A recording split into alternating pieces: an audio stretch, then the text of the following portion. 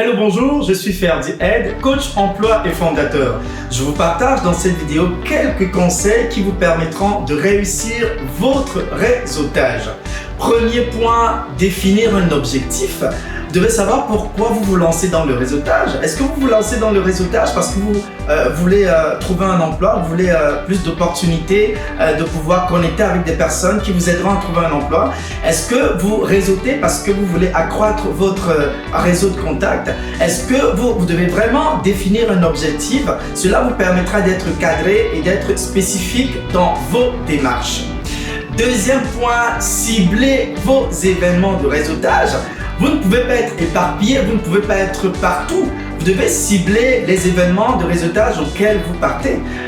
Si par exemple, vous êtes quelqu'un qui recherchait des opportunités dans le domaine des finances ou de la comptabilité, ou bien si vous êtes quelqu'un qui recherche une opportunité dans le domaine peut-être des ressources humaines, vous devez cibler les événements qui correspondent à votre cible professionnelle. Ça veut dire que si vous allez à des ateliers, si vous allez à des séminaires, si vous allez à des colloques, vous devez choisir des séminaires, des colloques, des ateliers qui correspondent à votre domaine d'expertise. Cela vous évitera d'être éparpillé, cela vous évitera d'être partout et cela ne va pas vous permettre d'attirer facilement et rapidement votre opportunité vers vous.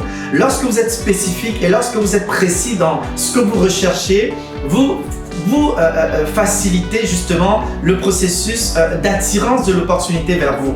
Donc, assurez-vous toujours de cibler les événements de réseautage auxquels vous vous embarquez. Troisième point, intéressez-vous à l'autre. Vous devez vous intéresser à l'autre lorsque vous allez à des activités de réseautage. Qu'est-ce que j'entends par s'intéresser à l'autre?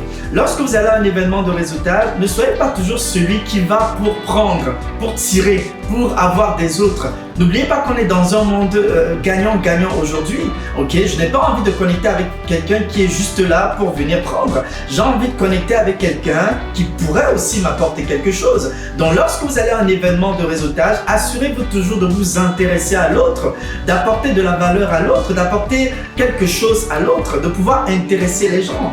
Vous n'allez pas m'intéresser si vous êtes quelqu'un qui, si j'ai l'impression que vous venez juste pour prendre et que vous n'êtes pas dans une posture qui me permet aussi de gagner de vous. Donc, assurez-vous toujours de vous intéresser à l'autre. Et la meilleure façon pour vous de vous intéresser à l'autre, c'est en m'apportant quelque chose. Peut-être que je recherche quelqu'un, j'ai peut-être ouvert une nouvelle entreprise et puis je recherche peut-être un vidéaste ou un photographe. Et vous me dites, ah, ben, je connais un bon photographe, je connais un bon vidéaste. Tiens, je vous donne son contact, il fait de très belles vidéos. Vous savez, voilà comment vous pouvez apporter de la valeur aux autres. Allez toujours dans le sens d'intéresser l'autre. Allez toujours dans le sens d'apporter de la valeur aux autres. Allez toujours dans le sens d'apprécier les autres. Lorsque vous faites un compliment à quelqu'un, bonjour, vous appréciez l'autre, vous apportez quelque chose à l'autre, vous vous intéressez à l'autre. C'est comme ça que vous allez aussi intéresser les gens. Si vous réseautez et que vous n'êtes que là pour prendre, vous n'allez pas intéresser les gens. Si vous allez réseauter et que vous êtes négatif, vous n'allez pas intéresser les gens. Parce que l'une des manières aussi d'intéresser l'autre, c'est en étant positif, en étant à votre bonjour. Donc, moi, je suis allé à des événements de réseautage, je suis tombé en face des personnes qui étaient tellement négatives. Oh, mais ça fait 6 mois, 1 an que je cherche un emploi, ça marche pas. J'ai l'impression que toutes les portes sont fermées, je sais plus comment. Fait, la personne était devant moi et se plaignait. La personne était devant moi et ne m'envoyait que des ondes négatives. Fait que moi, je n'étais pas intéressé à continuer à réseauter avec cette personne. Fait que j'étais gentil, je souriais, mais c'était tout.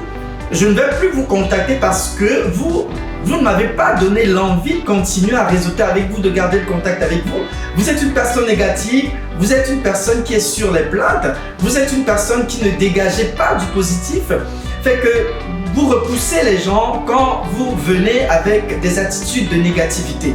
Donc, assurez-vous de vous intéresser aux autres lorsque vous allez à des événements de réseautage.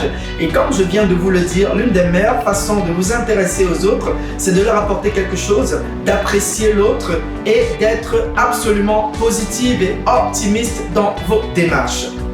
Quatrième point, vous devez réseauter en tout temps. N'attendez pas d'avoir un emploi, de chercher un emploi pour aller à des événements de réseautage ou pour commencer à réseauter. Le réseautage, ça s'entretient. Le réseautage, c'est en tout temps. Et sachez que il y a plusieurs manières de réseauter. Vous pouvez réseauter en ligne, vous pouvez réseauter physiquement en allant à des événements de réseautage. Aujourd'hui, on est dans un monde digital. Vous pouvez réseauter sur Facebook.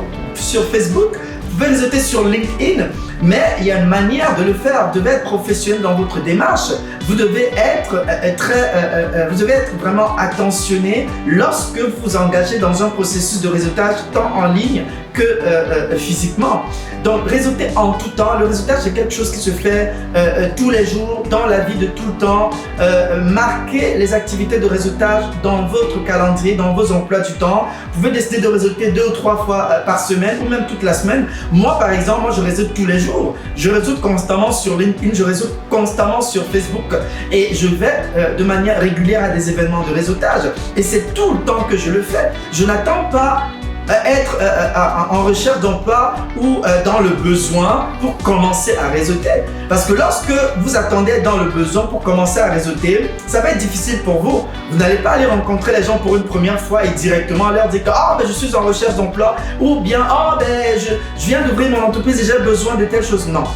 Parce que vous aurez entretenu votre réseau de contacts, parce que vous êtes constamment en réseautage. Lorsque vous allez rencontrer les gens, ça va aller plus vite parce qu'on a l'habitude de se voir, on a l'habitude de se parler, on a l'habitude d'échanger. Quand vous allez aller vers votre ami ou votre contact, peut-être Nicolas ou peut-être Marcel. Hey Marcel, ce fut un plaisir de te rencontrer l'autre jour à l'événement tel. Hey, dis-tu, ça va aller plus vite parce que vous êtes déjà rencontrés, parce que vous avez déjà échangé, parce qu'il s'est déjà créé une connexion entre vous. Donc, assurez-vous de réseauter en tout temps. N'attendez pas d'être dans le besoin pour vous lancer dans des activités de réseautage. 5e et dernier point, vous devez faire valoir votre passion et votre personnalité. Lorsque vous allez à des événements de réseautage, la première des choses que vous allez vendre, c'est votre personnalité. Vous devez sourire, vous devez faire valoir vos passions. De quoi êtes-vous passionné? Lorsque je vais à des événements de réseautage, moi je parle de mes passions, je parle de ce que j'aime faire. Je parle des choses pour lesquelles j'ai un intérêt fort. Ok, je montre ma motivation, je montre mon enthousiasme, je me montre à mon bonjour. Ok, vous devez être avenant, vous devez sourire, vous devez avoir une belle personnalité. C'est l'une des meilleures façons aussi de vous vendre. C'est l'une des meilleures façons aussi de pouvoir facilement connecter avec les gens. Vous pouvez être en recherche d'emploi et lors d'un événement de réseautage, vous tombez sur un directeur. Ok, le fait de sourire, le fait de présenter une belle personnalité, le fait de faire valoir vos passions. Waouh, on est curieux de mieux vous connaître. On est curieux d'en savoir plus sur vous. Je vous prends un exemple. Moi, j'étais allé à un événement de réseautage un jour et je suis tombé sur une vice-présidente. J'étais en recherche d'emploi à ce moment-là, il y a quelques années, et je suis tombé sur une vice-présidente ressources humaines et elle a senti en moi la passion. Parce que c'était un événement qui s'appelait... comment ça s'appelait? Ça s'appelait Round Interview. C'était des entrevues où on avait des personnes, des interviewés et des interviewés. Et donc moi j'étais l'interviewé et la vice-présidente était celle qui m'interviewait. Il fallait pouvoir parler de toi en moins d'une minute. Donc il fallait faire valoir ta valeur, on appelle ça UVC, Unique Value Proposition. Donc ta valeur unique de proposition en moins d'une minute. Donc, il fallait que je me vende en moins d'une minute auprès de cette vice-présidente ressources humaines. Alors, j'ai commencé à lui parler de moi. Je le faisais avec une telle passion, je le faisais avec le sourire. Elle a tellement aimé ma façon de faire, elle a tellement aimé ma positivité, elle a tellement aimé ma personnalité qu'elle m'a finalement remis sa carte d'affaires, sa carte de visite. Et elle m'a dit, ok, tenez, écrivez-moi, voilà. Et je suis arrivé chez moi. J'ai envoyé un courriel. Bonjour Madame Tel, ce fut un plaisir de vous rencontrer à l'événement tel et tout. Et en fait, elle m'avait dit envoyez-moi votre CV. Voilà, parce que j'étais en recherche, donc elle m'a dit voici ma carte d'affaires, envoyez-moi votre CV. Donc quand je lui ai envoyé le courriel, j'ai attaché mon CV et vous savez ce qui s'est passé? Cette dame a contacté l'une de ses amies qui était également vice-présidente dans une autre organisation qui recrutait à ce moment-là parce qu'elle, dans son organisation, elle n'avait pas de poste ouvert et qu'elle a envoyé mon CV à son amie, à elle, qui recrutait dans une autre organisation et j'ai été contacté pour une entrevue et j'ai travaillé dans cette organisation. Donc, vous voyez comment j'ai pu obtenir mon opportunité juste en faisant valoir ma personnalité, en souriant, en faisant valoir ma passion. N'hésitez pas à être à votre bonjour. N'hésitez pas à être positif. N'hésitez pas à faire valoir une belle personnalité. Et ça se voit lorsque vous souriez. Ça se voit à travers la gestuelle. Ça se voit à travers comment vous présentez vos propos. Okay? Comment est-ce que vous présentez vos réalisations? Comment est-ce que vous présentez votre valeur unique de proposition? Ok, donc il est important pour vous de faire valoir votre belle personnalité et votre passion lorsque vous réseautez, soit en ligne, soit à des événements de réseautage. Voilà, c'est tout ce que j'avais pour vous pour ce thème portant sur réussir votre réseautage. Je vous donne rendez-vous dans les semaines à venir pour un prochain thème. Je vous invite à visiter mes plateformes Facebook, YouTube, Instagram, LinkedIn et à vous abonner. Sur ce, je vous dis à très bientôt. Je vous aime très fort. Ciao, ciao!